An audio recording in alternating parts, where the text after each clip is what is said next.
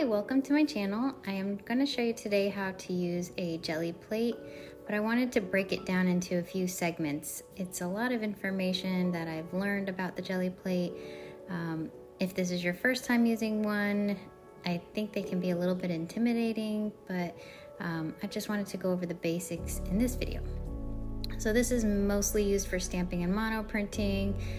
Like this cover shows, it gives you some basics here. Recommending to use it with acrylics or watercolor, water-soluble paints. You can also use rubber stamps, various types of inks that there's a warning here that they may stain. I will let you know that the alcohol inks definitely do stain. For cleanup, it recommends to clean acrylic paints with mild soap and water. Also baby wipes. I've used both and they both work well. It says to clean oil paints by rubbing the surface with baby oil. I've actually never used baby oil on the gel plate, but I would definitely give that a try. There's some suggestions on some fun textures, things you could find around the house: bubble wrap, some lace, some cloth. I've seen a couple of different things, even cardboard box pieces. Just really anything that can make an impression. You can make hand-drawn designs with a soft tip rubber tool, maybe like a clay tool. The only thing you want to be wary of is not using pointed or sharp tools on the Gelli plate. Over here it does let you know, again, some more kind of information. You want to store your gel plate in the clamshell package or on a smooth tray or piece of glass. This gel plate will definitely take on whatever texture it's sitting on. So one thing I've learned in my gel plate is that I had a little bubble in it when I put it in the clamshell, and now that bubble always stays there.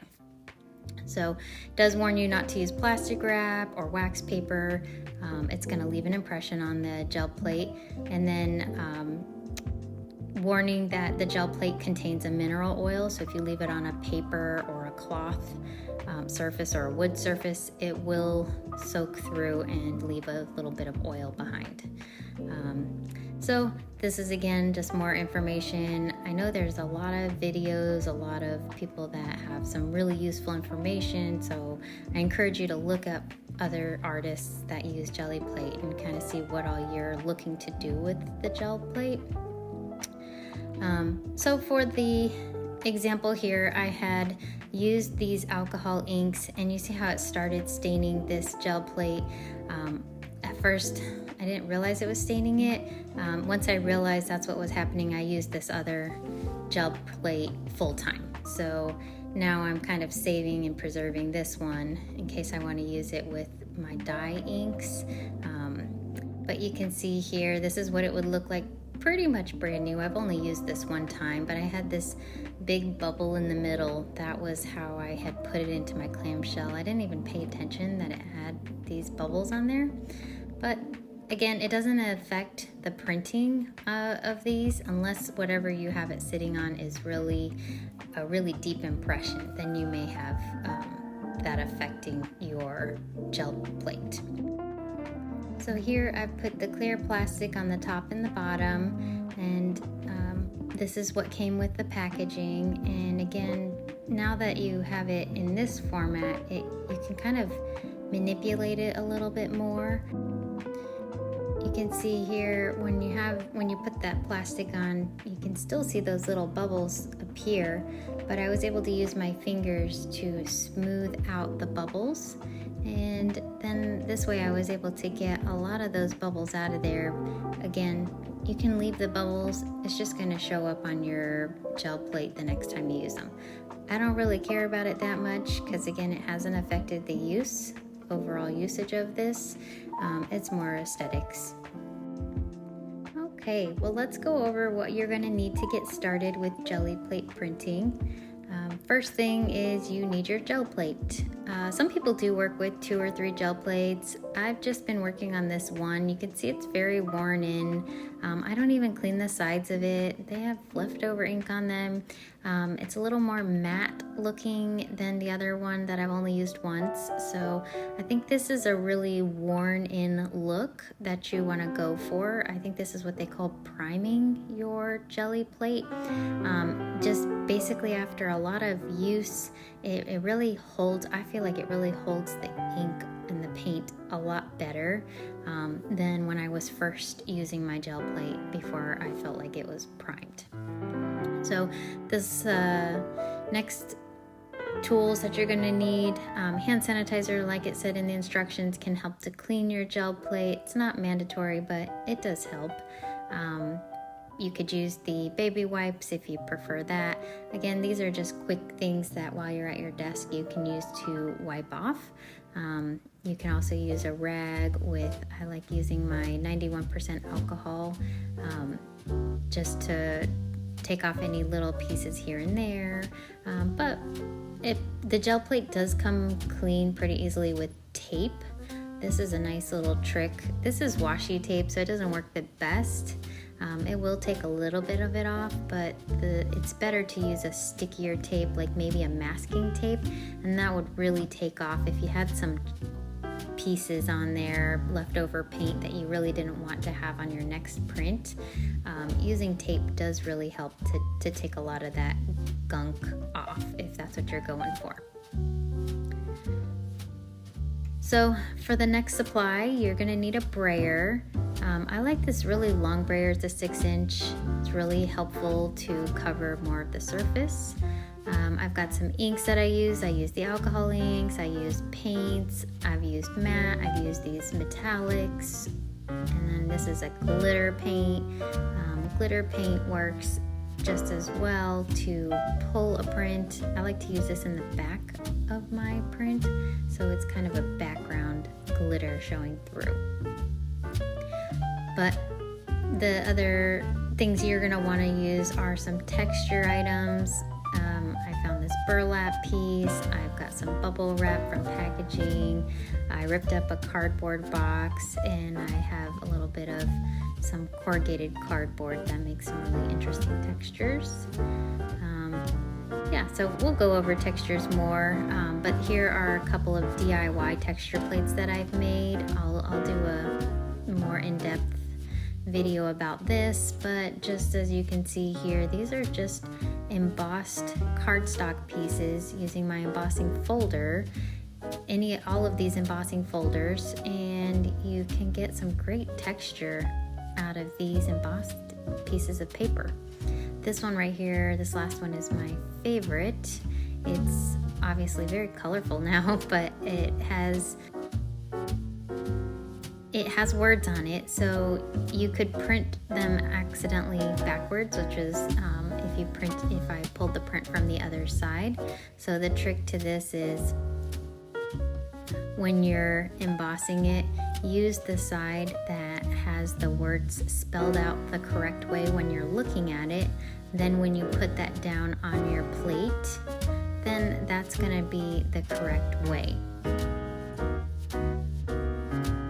This backside here, if you use that, which I did use on one of my prints, the words came out backwards, and that's how I learned. So that's why there's not as many print images on that side. This side here is the side that works really well, and it makes really cool prints. I love this one. So you just lay it on the gel press when you have some wet ink. Take your texture, pull it off, and then it's going to come out the right way. You're going to be able to read your words the correct way. So next we're going to go over what kind of papers you can use for the Gelli plate. You can really use any paper. You could use newspaper. This is tissue paper, just for wrapping gifts. White tissue paper. You could use colorful tissue paper. This is next I have the copy paper, which is a thin paper. I think it's a 92 pound. Then I've got some cardstock. This is black cardstock. I believe this is 110 pound. And then I have 110 pound white cardstock. again, just a little bit thicker card. I think this is my favorite one that I make most of my prints on. It's a little bit thicker, it holds the design really well. This mat that I'm using, you might have noticed, is from Dollar Tree. It's a cutting mat. They have a set of two, a pack of two, at least when I got them. And one side's matte, one side's shiny, and it works great. I love putting my gel plate on here because it keeps a lot of the mess contained. So these are some images of my first attempts at trying to do some gel plate presses. Some of them look kind of cool and some of them don't look that great. I guess I'll let you determine, and I'll just flip through these and you decide.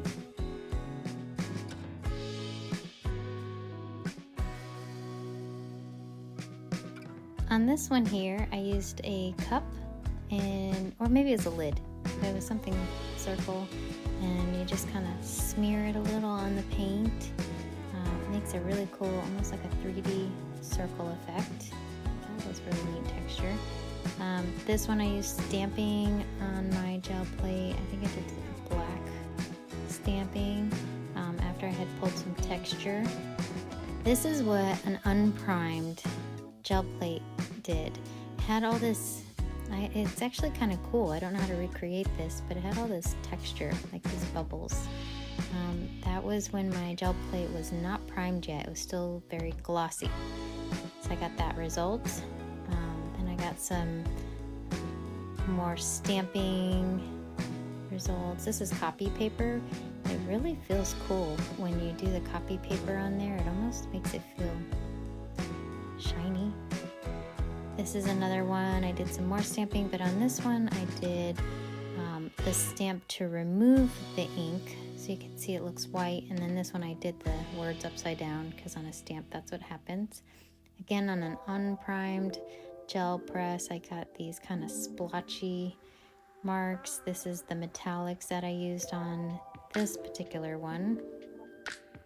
This is after I'd been doing them for a little while. I did some alcohol and pulled some of my texture through a stencil, and then used some gold to kind of get some more shininess there. This is distress ink. Some of my first tries using distress ink and using a stencil. And then on this one I used glitter. I was trying to see what would happen if I used glitter on the gel press. Makes a really cool sparkly shine. The glitter doesn't seem to fall off either. On this one I tried to use crackle medium and it did not work. Every time I rolled over the crackle medium it pulled off the paint and removed it. So I guess it could have a use. Let's make a jelly print. This one is going to be using some Distress Oxide inks, and these are water-based inks. They also have a little bit of pigment in them. I'm brayering it out, and then I'm going to just take a straight print from the jelly press before the ink dries. It's a little bit blotchy, but that's okay because we're going to end up building up some layers. So for the next layer, do the same color combo, brayer it out the same way. And then this time, we're going to do a second print, second pull.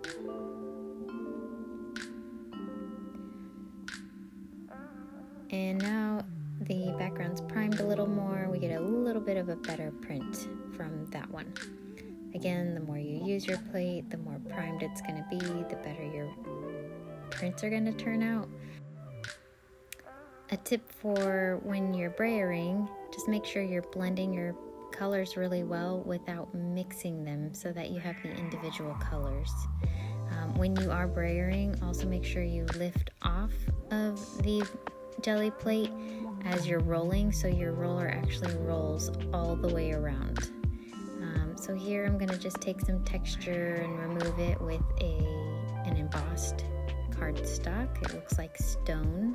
I'm taking one of the pieces that I had already pulled a print from and giving it a little bit of texture now. And now I want to add even more texture. So I had already put the the same colors down and brayered them out. So now I'm taking this word texture.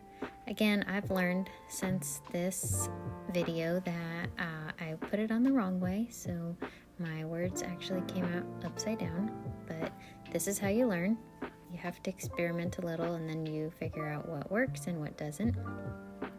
Another thing I'll note, the pressing down on the Gelli Plate to get the really nice print like this so that all of the color comes up. Make sure you're rubbing it until it feels pretty warm or about the same temperature as your hand. That's going to help you get a much better impression or pull off of your Gelli Plate. So here I'm using some just acrylic paint. It's a gold acrylic, and again on this one I did my print upside down or backwards, I guess, so my words were gonna come out the wrong way, but this is all about experimenting, and this is why I experiment, because I learn. If you've not tried Gelli Plate printing, I encourage you to give it a try. They're so much fun. I'll have my next video that's going to have a little bit more information about textures, a little more on the papers, and just diving deep into different mediums.